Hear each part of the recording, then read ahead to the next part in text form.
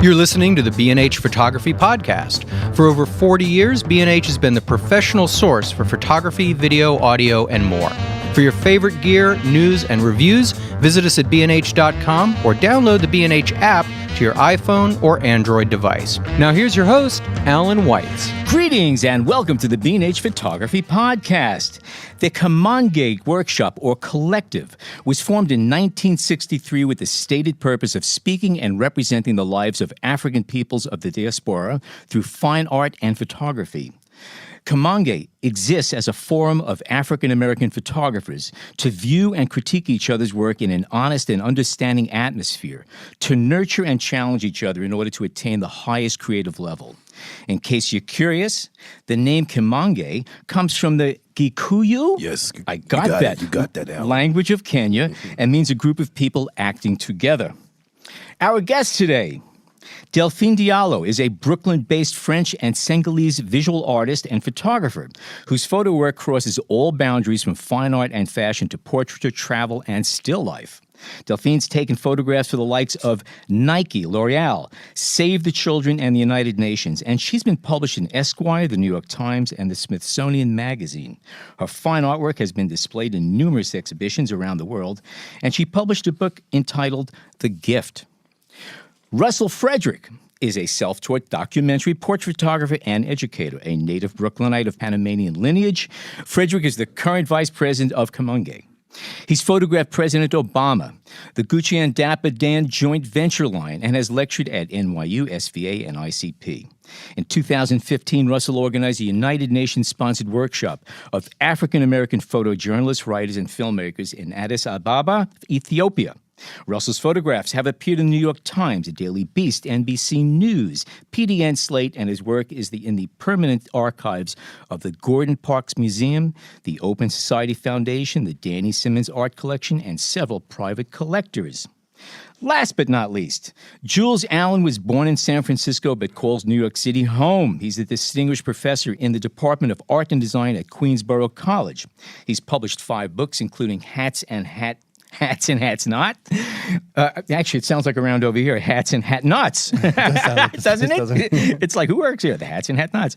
And his work is in the collection of the Museum of Modern Art, the Brooklyn Museum, the Studio Museum in Harlem, and the Museum of Fine Arts, Boston. His work is represented by the Steve Kasha Gallery.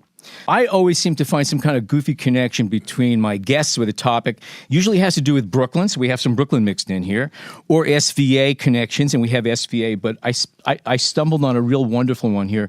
While studying the history of your group and its roots, I see the name Lou Draper.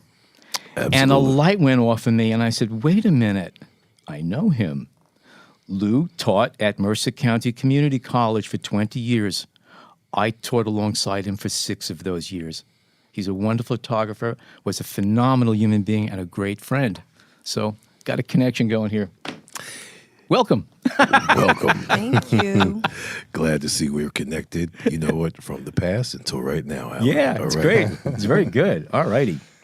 Where would she start here? Why don't we start, Russell? Give us your take on the history of Kamoinge, and Sure. We'll start with that. All right. Well, glad to have. Thank you for inviting us here, John. Really happy to be here. I'm glad you good people have taken interest in the Black Woman Power and Grace exhibit at the National Arts Club and Kamoinge. So the collective was founded in 1963 by a consortium of photographers. Quite a few to name. So it was 2 actual entities that came together in Harlem, and from there, the collective, which was actually really led by, at the time, Ray Francis. He was the person to meet Roy DeCarava and invited him to the group. And Roy DeCarava was our first director and kind of set the tone for, I think, nurturing the photographers in the group and really, I think, challenging them artistically and socially. So from there, the group has expanded. In 1964, I believe, we had our first show where, it was themed Black. That was the first exhibit ever, done by Kamoinge. The following one was The Negro Woman. and that was the first exhibit at our gallery. It was called the Marketplace Gallery on 139th Street in Harlem. And from there, the group just pretty much, I think, was an environment really created for photographers to get nurtured. There weren't many photography schools at the time. I believe Adra Cowens was probably the only person to have a college degree in photography. Roy DeCarava was a major force and influence on the group based on his book, The Sweet Fly Paper of Life, which was done with him and Langston Hughes. And that book, I would say, is definitely, like I would say, the Black photographer's Bible, because that book was the first book to ever show Black people in a dignified manner. And to be authored by someone who was African American is even more important. So from there, the group has expanded and grown, always been committed to excellence and to challenging each other to the highest artistic achievements in photography. There's so much I could say, but I'm going to be brief. I'm going to be brief. What's the criteria of joining the group? Great question, Alan.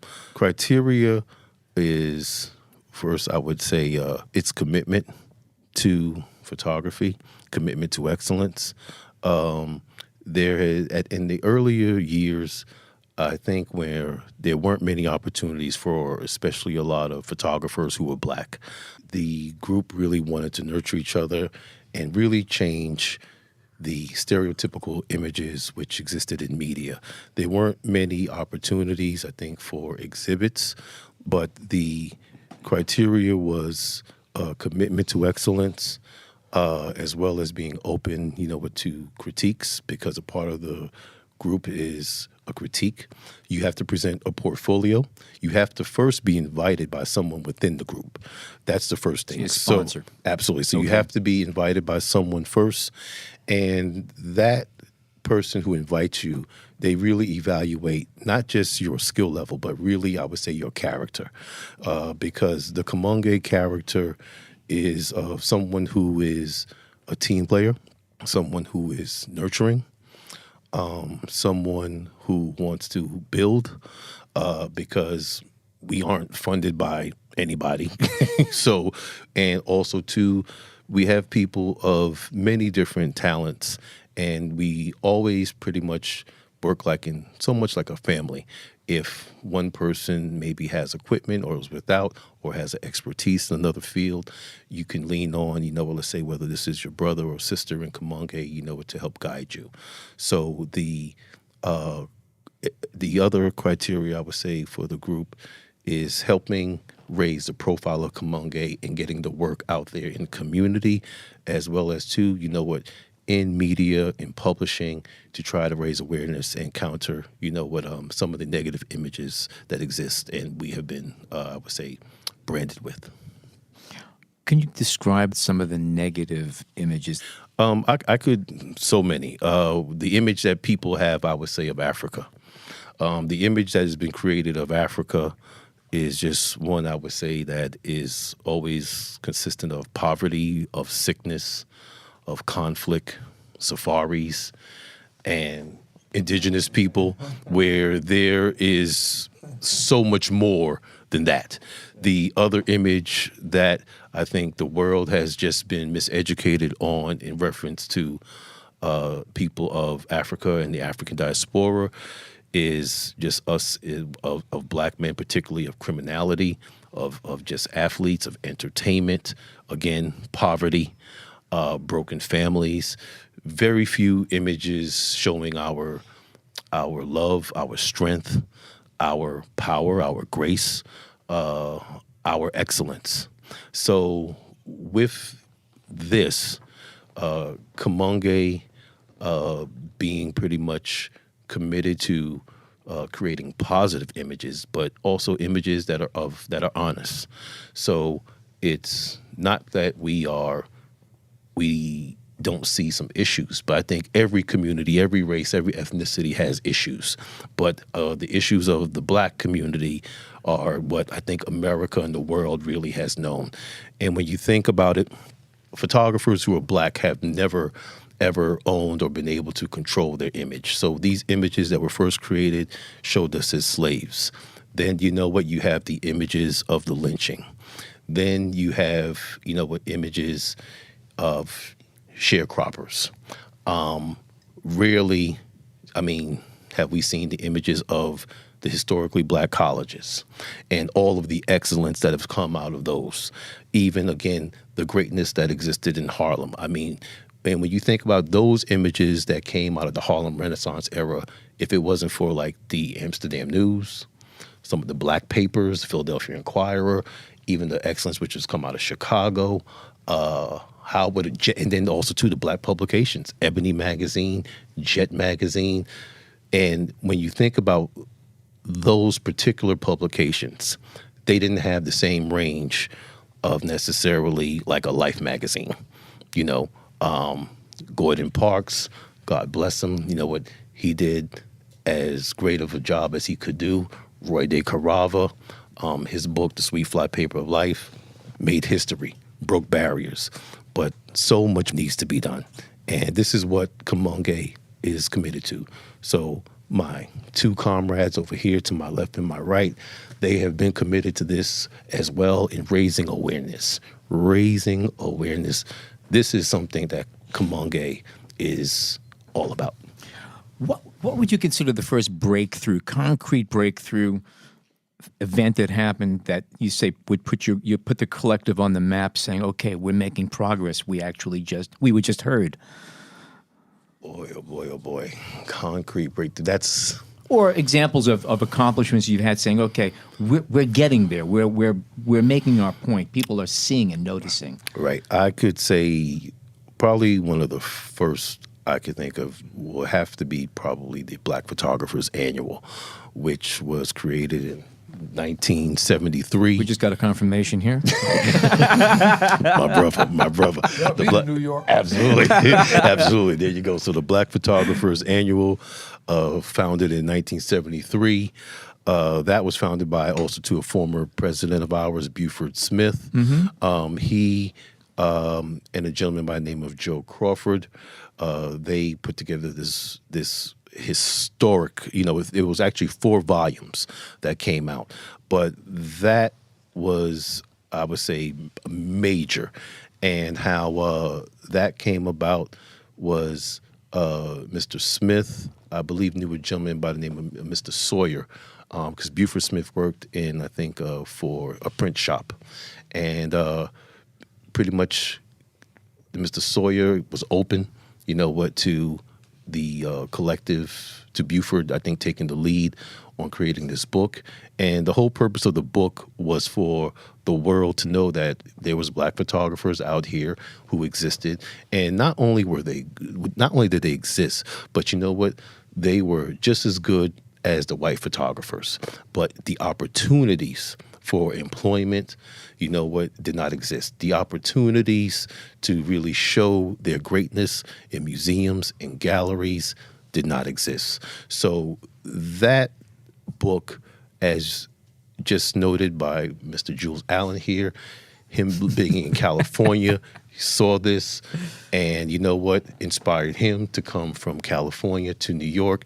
And even most recently, it was Sarah Eckhart of the Virginia Fine Arts Museum, I believe, came across the Black Photographers Annual and made it into an exhibit. And from there, so it's had a rebirth. Here it is 40 years later. And to this day, the work that existed in the first Black Photographers Annual, Toni Morrison wrote the intro.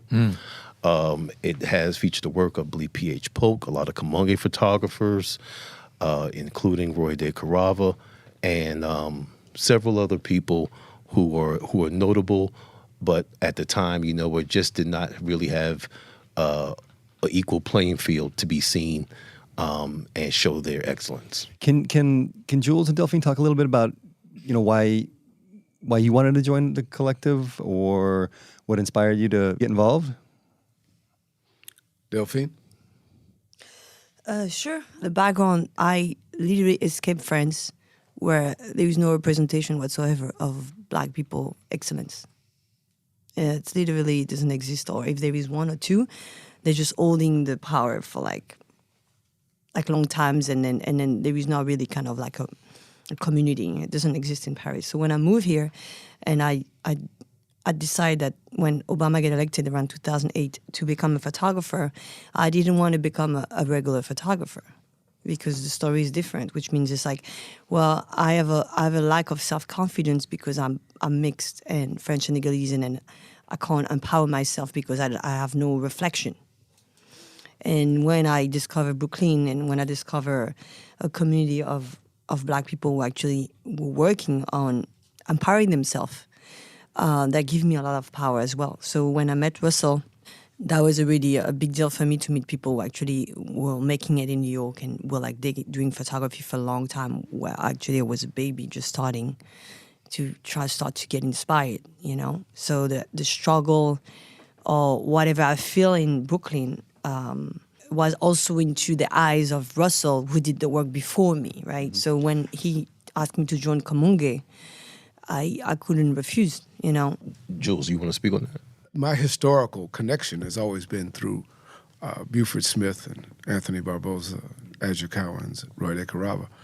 I came to New York to meet Roy DeCarava from school, where I was in undergraduate school. I found out about Roy DeCarava and Gordon Parks, and actually started photographing as a result of seeing a photograph of Gordon Parks and saying, "Who is this?" to my father. And my father said, I mean, there's this beautiful brother with this mustache and his shearling coat turned up. And he says, sit up straight when you ask that question. Right. Well, no, I was raised in a family where, Duke Ellington and Miles and Count Basie, and the culture was apparent as a healthy culture within the United States. No matter what was going on, there was this healthy culture that existed within us. So when I saw Gordon Parks, I was just like, whoa, who is this? And then I asked one of my instructors, Jack Wellpott, who was a fine photographer and student of Ansel Adams and that whole West Coast thing that I came from, if there was anybody that he knew of that was interested in doing what I wanted to do, which was after the first few years, I wanted to become a street photographer. I liked, of course, Bresson, and Robert Frank was, life on earth. Sure. And so I was after that, and when I saw Roy DeCarava, I was delighted and intrigued and determined to get to New York to meet him. Let me ask this. Sorry to interrupt, but is the New York seems to be at the heart of a lot of Kamoinge? I mean, is there something about New York, something about a vibe here that goes hand in hand with it? For me, listen, Beuford Smith was here, and I loved Roy DeCarava, but when I saw Beuford Smith, to be really honest, Beuford Smith's photographs sent me over the edge. And I came to New York. I mean, Beuford Smith, man. And I love Lou Draper. And Lou Draper, I think, is and I used to love hanging with Lou when I first came to New York, man, because of his character and his integrity and his wild sense of humor and rhythm. But Beuford Smith's photographs cut me so deep that when I got here,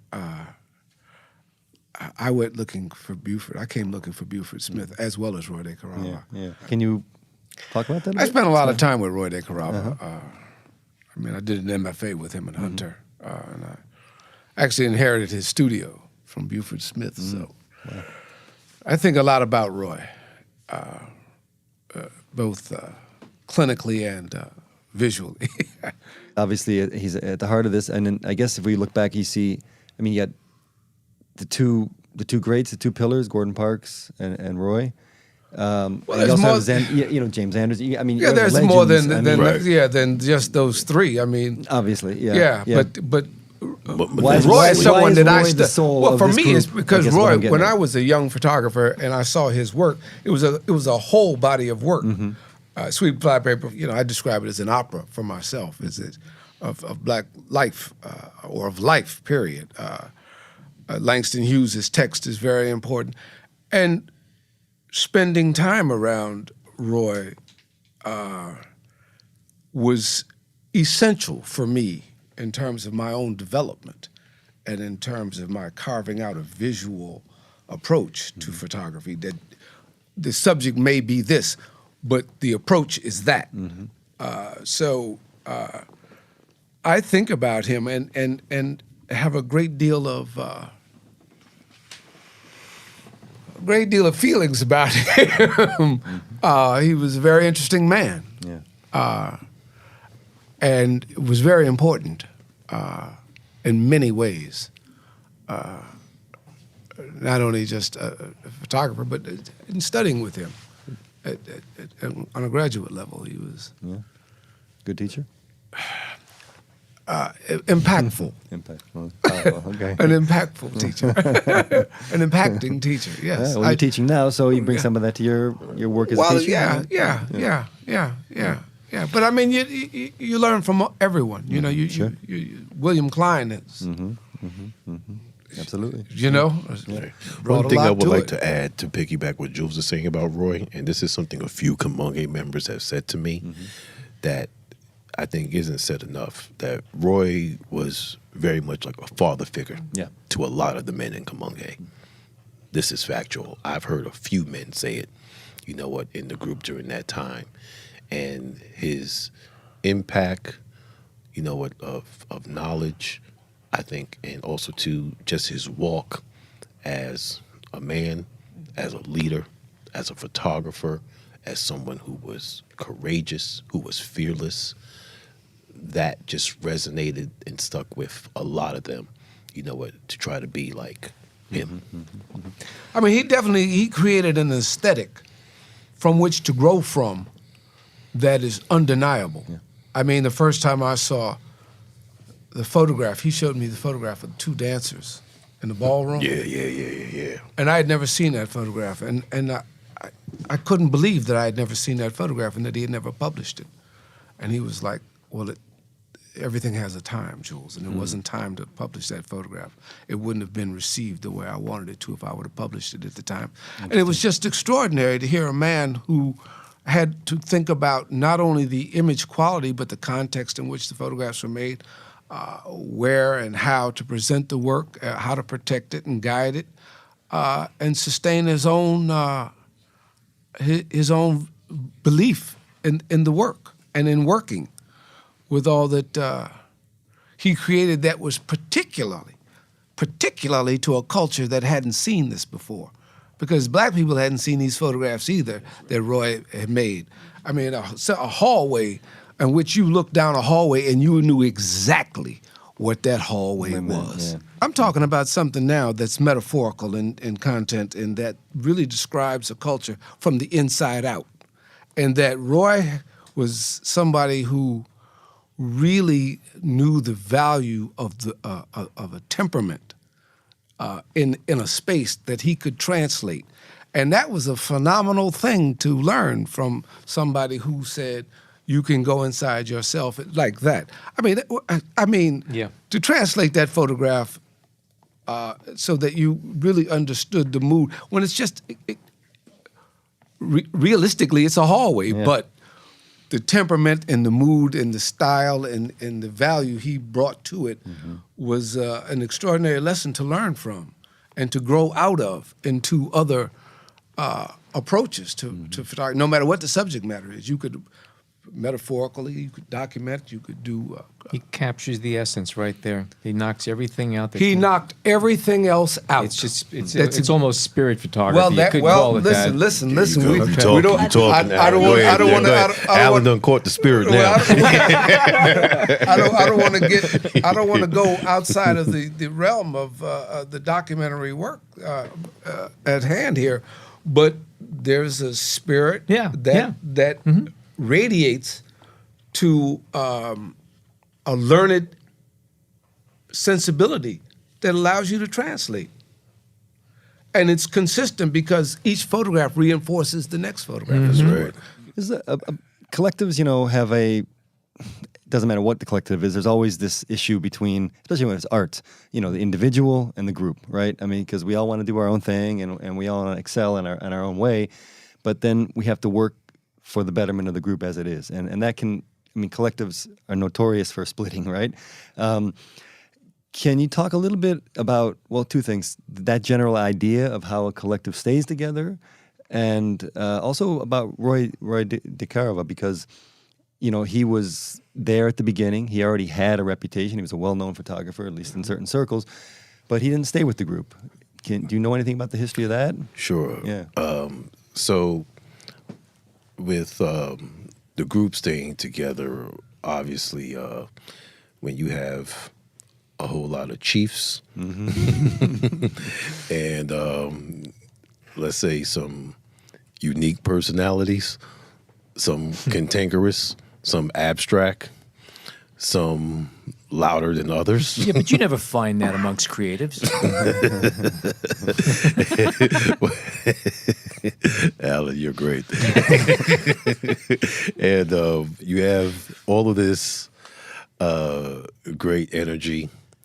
And also, too, I would say you have healthy competition, as well as sometimes nurturing environment and sometimes not so nurturing. And I think the main thing is that everybody who's in the group, where you have so many titans, the main thing is that we're all committed to raising awareness. That is one of the common bonds that we are all into this group, is to raise awareness, to make each other better. Dividing and conquer, conflict doesn't serve any of us well. Disagreements will happen. Creative differences happen with, every damn group, from the Beatles to the Commodores, to the Jackson 5. We can go on and on. We may agree to disagree, but you know what? Let's not lose focus of our mission. And the mission is to create work that will be timeless, to educate, to empower, to change the perception of who we are, as well as to again, raise awareness. That has been the mantra of Kamoinge from the beginning. Now, Mr. DeCarava, in talking to some of the elders, because I wasn't born during that time, right. They, would just have informed me that during that time that Roy was a giant at that time. And Kamoinge, I think during some of that time in its early stages, I don't know if Kamoinge at that time was as maybe, I won't say as maybe ready to receive all the expert tutelage of Mr. DeCarava, or just that his career was demanding. He was, a legend already. A black man receiving a Guggenheim Fellowship in 1950s. That's epic. Yeah. I want to be next. Yes. Thank you. Put me on that Me Too movement right there. Okay. I'm putting a call in after lunch, by the way. That's right. Everything is possible, my friend. Absolutely. So from this, I think it was just something that was graceful. And you know what? The organization, as evident, has lived on 50 years later. It was a time, I think, for the group to grow. At the time, the leadership was I believe Ray Francis and Lou Draper, some of the other photographers in the group, Jimmy Manis, Sean Walker, Al Fanar, everybody in Harlem, Herbert Randall, just Well, these focus. also just for our listeners out there, this is great that you're mentioning these names. So Absolutely. people Google them. Absolutely. Wikipedia. Absolutely. Look into these people. These are some of the founders of Kamoinge. Some still here. Want to pay our respects to the founding member, Al Fanar. He's a gentleman who came up with the name of Kamoinge. He passed away last week. Oh, wow. God bless him. I believe he was 81. And these men at the time, they saw the value. They had the vision that the work that they were doing and was important. It was important then, and knew it would be even of greater value in the future. What are some of the practical dynamics of it? Do you guys meet regularly? Do you have is there a gallery or a studio that you call home? Is there an archive? Absolutely. And then talk about workshops and how you do educate and Gotcha. outreach. So we meet once a month at Columbia University in the African American Studies Department. Thankful for that from one of our longtime members, Daniel Dawson.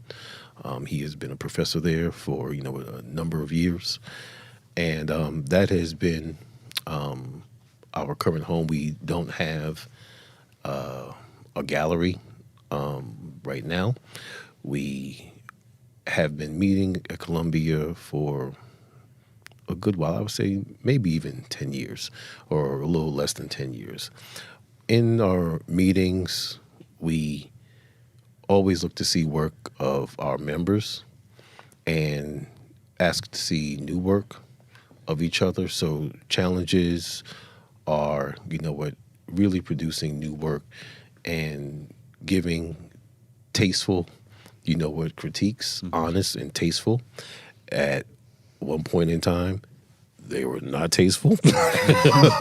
They were brutally. The photographs or the critiques? A little bit of both. Okay. And but this is what I would say made a lot of the people in the group who they are, because as we all know, just hearing compliments isn't going to make you better. Yeah. Growth is uncomfortable, and from these critiques, a lot of the members in the group have grown. Anthony Barboza, Sean Walker. There are stories of people walking out of some, trying to become a part of Kamoinge, walking out crying, as well as to even myself. I was welcomed into Kamoinge in 2004 by Eli Reed, and I took one photography course at ICP, couldn't afford anymore, and Kamoinge has been school for me. That's your school. Kamoinge has been school for me because we have quite a few top photographers who are very accomplished, like Mr. Allen here. We have people like who were even self-taught, like Anthony Barboza, who is just a master in his own right, who has also too been a great mentor. John Penderhughes. I can go on and on. Add your counts, and people who are accomplished in many different genres. Because John Penderhughes is more so in the commercial field. Eli Reed, photojournalism. And again, a legend in his own right. First and only black photographer. It'll probably be the last black photographer at Magnum. Yeah, I'm saying that on record. Yes. Okay. And a gentleman. An absolute gentleman. Always been first class. Always has. So, and then you know what? We have to speak about our first woman of Kamoinge, Ming Smith. Okay. Yeah. First woman, 1973. And Was there resistance that you know of? that I know of, no. Because she was just outstanding. Okay. She was outstanding. And with that, she had the respect of all the men because she was just as good as the men and better, then we're quite a few. Yeah, but the men have to acknowledge that in order for it to make a difference. Absolutely. Well, the whole point is when you're good, when you show you can play, you on the court. Okay. You're not on the bench. So can we talk about that a bit, about the role of women over the years and from Ming's first days until now, and the changes in terms of decisions made and I really would like to have my comrades because I don't want to dominate this. Because okay, sorry. I'm an outsider, which means I don't believe the vision from before should be the same today. And if anyone holding the past as the number one inspiration, I will dismiss it. So, like as I say today, it's like it requires a lot of people today, from male and female. That's why I don't separate. I just feel like it's good questions for men today also to just answer that question of bringing another vision to the world. So that's why I want to ask Jill. Ask me? Yeah. Like what you I grew up yeah. being influenced by both men and women Okay. in music, fine art, and photography. Mm-hmm. Imogene Cunningham was in the forefront of my visual initiation from the very beginning. Margaret Burke White. I was always George O'Keeffe. In my life, women have been there. When I came to New York in 1979, 78, I was 2 years old. I've been here 40 years. I can't believe it. I've been in New York 40 years. But Carrie New Mae York Weems is having a hard time coming to grips with that too. That you've been with us for 40 years. Yeah. I want you to know that. Well, they got a long way to go. Clap, clap, clap, clap, clap, clap, clap, New York got a clap. long way to go. But there was Carrie Mae Weems, there was Lorna Simpson, Corrine Simpson. So I've always known women photographers who were Jeannie Matusme Ash. These I consider them peer in every way. as a new member, what would you like to see as Kamoinge going forward? Any changes? They did already the change because they did an exhibition about Black women, Grace, and it's opening actually the access and the conversation to portray the image of a Black woman today in this world, and that's why it was so successful. And that was a lot of Black women came to watch the show and be affected by the show. And thanks, and then they came asking for signature because they wanted to feel related to that, respect.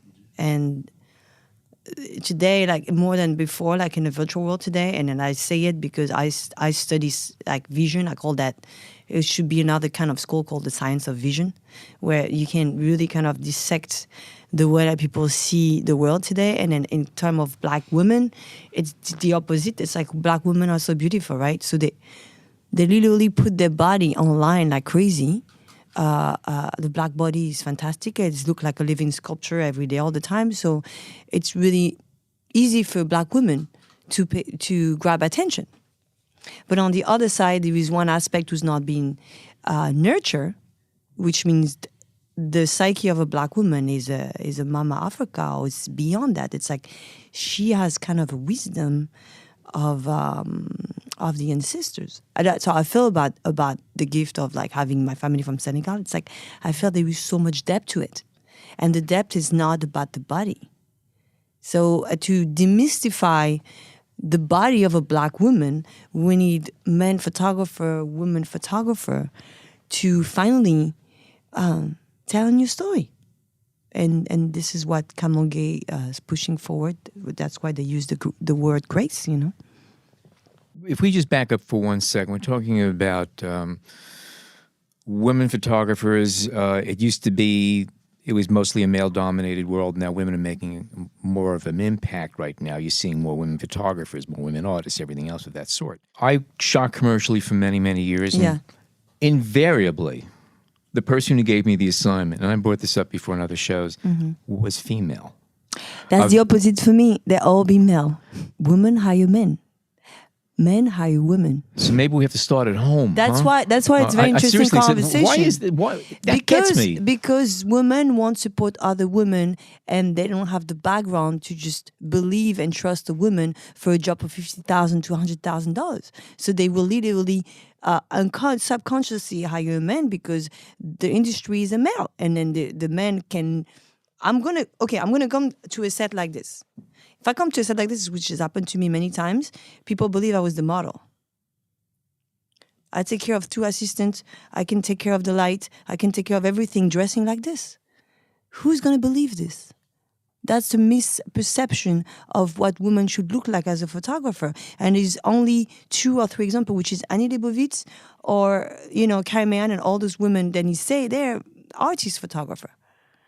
I don't want to be an artist photographer only. I want to actually be a part of the industry and get those big jobs to actually produce the artwork. That's my goal. I want to be like, not even as big as Annie Leibovitz. No, I want to be like an outsider photographer where actually you bring another perception of how it is to be a photographer as a woman. This is something that I'm creating on my own because it doesn't exist. It's like women, they're kind of scary or they're emotional. So who's going to hire them? It's like you have to demystify the idea that like a black woman or a woman in general can't run a big production. And that's the first breaking through when people see me or like see me going to B&H and buying the tools, asking questions about the technical stuff. They always kind of surprised. Yeah, I would like to jump in and add, if I can piggyback on what Delphine's saying. When you think about how many women are in positions of power, we have, what everyone knows about Kathy Ryan, the New York Times, and there are some pillars. But when we talk about black women, I mean, it's shameful. I never can be upset. You understand what I mean? I learned to never be upset because I know I'm the 0.5%. So if I go to any meetings and people looking for working with me or anything like this, it's like I can't take anything personal. You lose as soon as you do. Yes. Can't be yourself. Yeah, but like even more because of that perception. Sure. And this is why I have to just state like some other new members to the group, Leila Matuda Banan, Delphine Fawundu, particularly these 2 women who just came out with a book last year called MFON, and it is a collective. It is a book of all, black women photographers of the African diaspora. And it is pretty much creating the space for black women photographers to have their voice, to, to be inspired, to get seen. And I also have to give, honorable mention to Dr. Deb Willis, who is also, too, a pillar in the industry, who has made countless books, has created, epic opportunities for me. She gave me my first opportunity to be published in Black: A Celebration of Culture. And she is consistently opening her arms. But are there many Deb Willises? No. She's, the only one. And this is a big problem. And when we look at even the art world, there is, when you think about the Studio Museum, is it only black institutions where we can be in positions of power? That's kind of a question I wanted to. Is it only, and when you think about, this is supposed to be the art world of the liberal mind, the abstract, the open mind. And how is it that this field, is, and particularly even here in New York City, that how many black curators do we have? How many people are on staff? Are we even getting put in the positions to author our own story?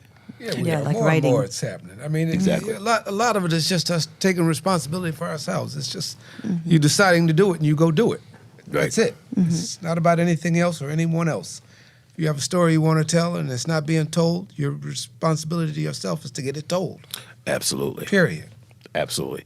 And I am delighted that at least technology, has platforms like Instagram and just the internet has created some spaces, and even like how we are here right now. Yeah. You know Yeah. what? Like, It's even the playing field. absolutely. Yeah. And you know what? Does Kamoinge have a site, Instagram? Just Yes, to throw it out there. our Okay, yeah. our Instagram page is at Kamoinge _images. Okay. So you can follow us there. But you know what? Even got to We'll give. mention it again. Thank you. Got to give thanks to like Ruddy Roy, because I believe Yeah. you interviewed Oh, him. yeah, he's here for right. you. Exactly. He's been a Kamoinge member for about as long as me, 14 years. And the work that he's done, like just completely reinventing himself, and you know what, seeing, you know what, having the vision and seeing the power really of this phone, this phone, and what it could do. You noticed. Absolutely. And how, you know what, it has taken him all over the world. And you know what, from getting, you know what, Time Photographer of the Year, shooting at National Geographic. And it has, you know what, for one, been able to make some of us more visible. So where I think some photographers or some editors or curators, they didn't necessarily, it wasn't necessarily easy or didn't know exactly where to go. You know what, they have been able to, I think, see who we are through technology. And now, you know what, people are making a conscious effort, you know what, to make things, you know what, better. And is there room for everything in Kamoinge? All kinds of photography? Absolutely. Absolutely. I mean, Have you guys had these conversations when someone comes in with their work for critique and you say, you know what, artistically I like it, but I don't know, let's say It doesn't social fit our politics school don't of, fit doesn't what fit we're our school talking of about. thought or something. right. No, I mean, Kamoinge, so really a great point you're bringing up is not everything in Kamoinge is just has this socio, you know what, I would say, context.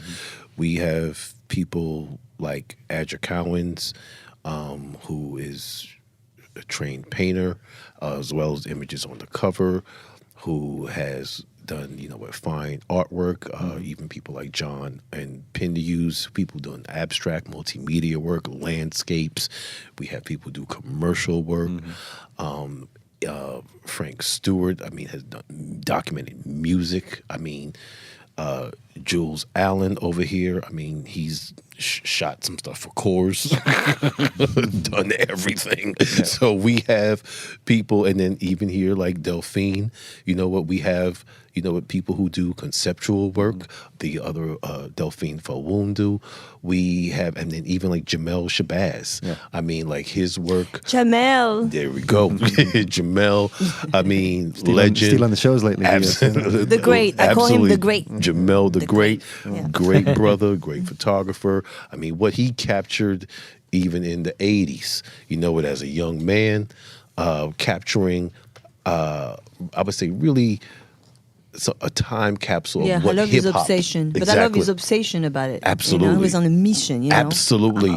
And early Brooklyn hip-hop at a time where I think there was just some movies out really just showing really what New York City was like and capturing everyday life. Especially after Gordon Parks and the directing of Gordon Parks after his pictures like doing Shaft. I mean, that's how we learn in France, you know, right?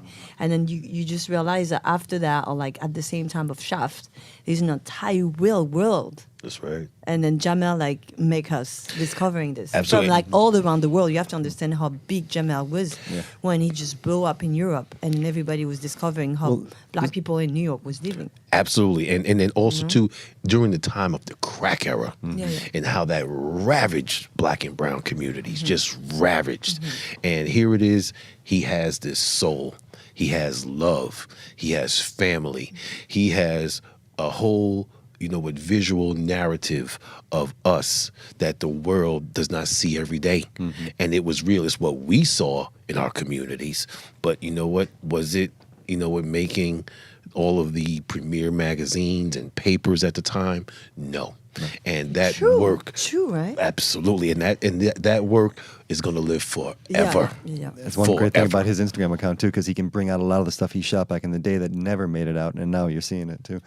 But talking about the show a little bit, and to your point, there is about every kind of photography in that show. To some that I would, there's one image that kind of stuck out to me, which was you almost might want to call it, it could be a news photo, but it almost could be a family photo. It was 5 or 6 women who just graduated college. It's a color photo, and you wouldn't look at it as an art photo or a documentary photo necessarily, but it really speaks volumes, that photo, and it's one of the ones that stuck in my head after going through that Absolutely. that exhibit. But yeah, there's a widest range, and I guess that speaks to the idea of a collective too, because a collective will bring in a wide range, and not everybody is one type of photographer or even a great photographer necessarily. You know what I mean? Mm-hmm. The photograph you're speaking of is John Pinderhughes, yeah. And that is of a Spelman graduation. Mm-hmm. So absolutely love that photograph. I mean, again, Spelman, a pillar, again, in our community of just producing, extraordinary black women, consistently. And here it was, you have something that I think not enough maybe young girls may see. Mm-hmm. So the power of that image, for the young lady, whether she is a little girl, whether she's in high school, or even, for the mothers out there who are taking care of their families, is to be inspired. And this could be you. And seeing a reflection of yourself that you can identify with.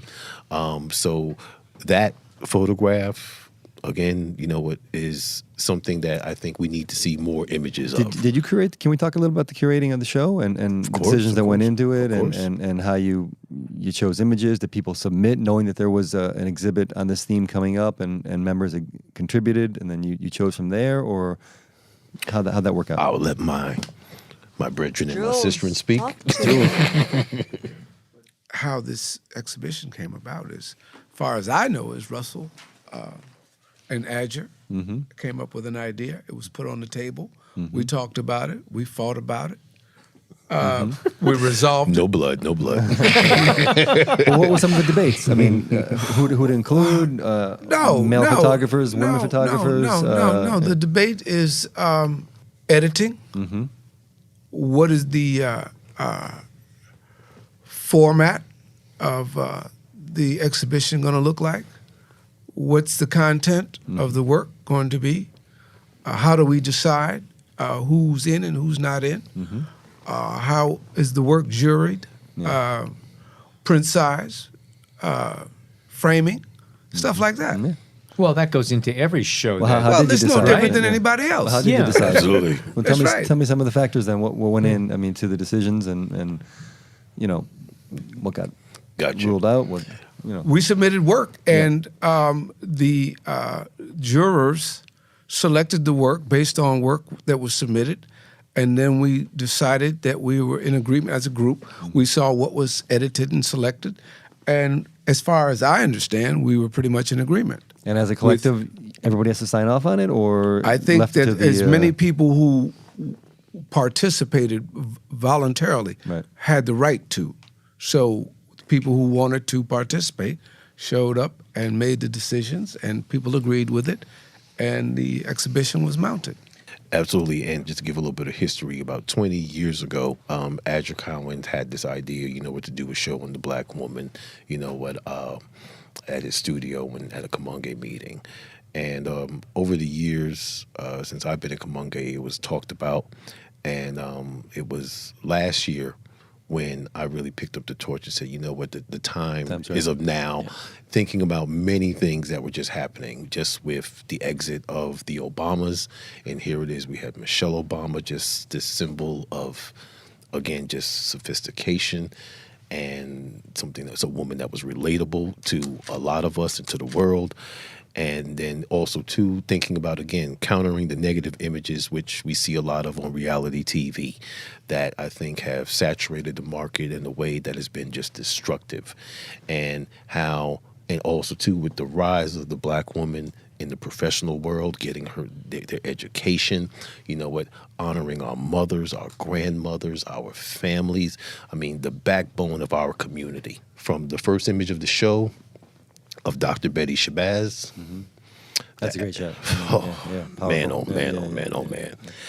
Whew. Yeah. Smoker.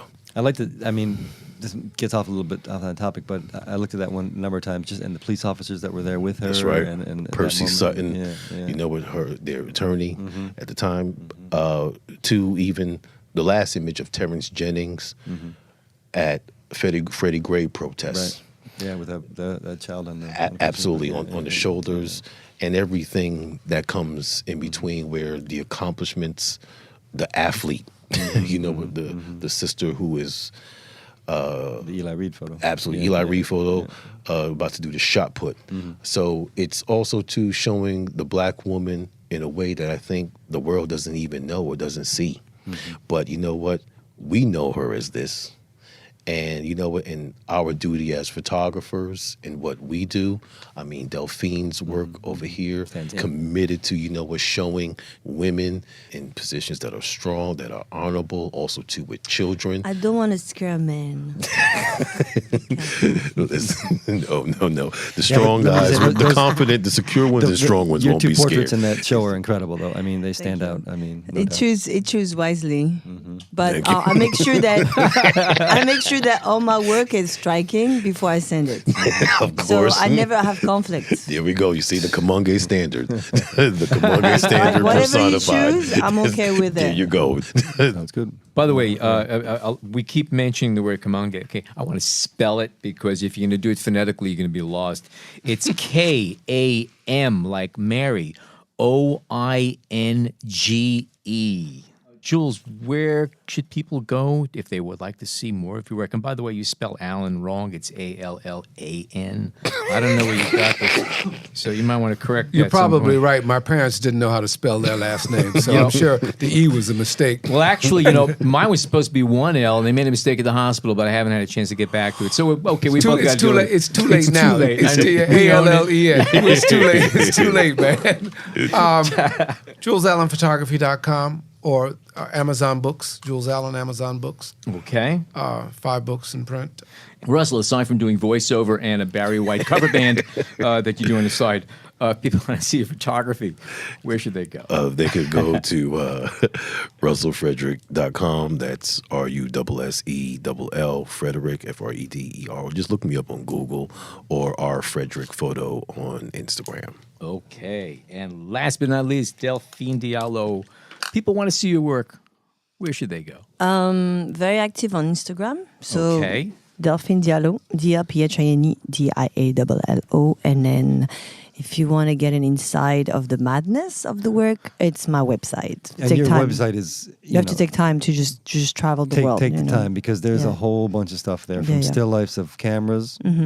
That's a great little section you got there. Thank you. The fashion work, to the artwork, to the collage, to the portraiture. It's like an extending world. It's an experience. Let's just say that. It's an experience, all right? It is the Black Woman, Power and Grace. And that is, where is the show hanging again? The show is at the National Arts Club, 15 Gramercy Park. It will be up to June 30th. And actually on June 30th, we are going to have an artist talk at 2 p.m. And the show is open Monday through Sunday, 10 a.m. to 5 p.m. So, and it's free, everybody. Just come on down and, you know what, and see our celebration in love and honor to the Black woman. Alrighty. Thank you guys. Thank you guys so much for inviting us. Real sweet having you guys here. It's been fantastic. Absolutely. Did you know that our podcasts have been proven to help build strong bodies and minds? Head on over to Apple Podcasts, Overcast, Spotify, Player FM, SoundCloud, or YouTube and sign up for instant access to all of our upcoming shows, as well as access to over 100 past episodes. It's free, it's easy, and it's the best darn photo podcast on the planet. So, that said, on behalf of John, Jason, and myself, thank you so much for joining us today.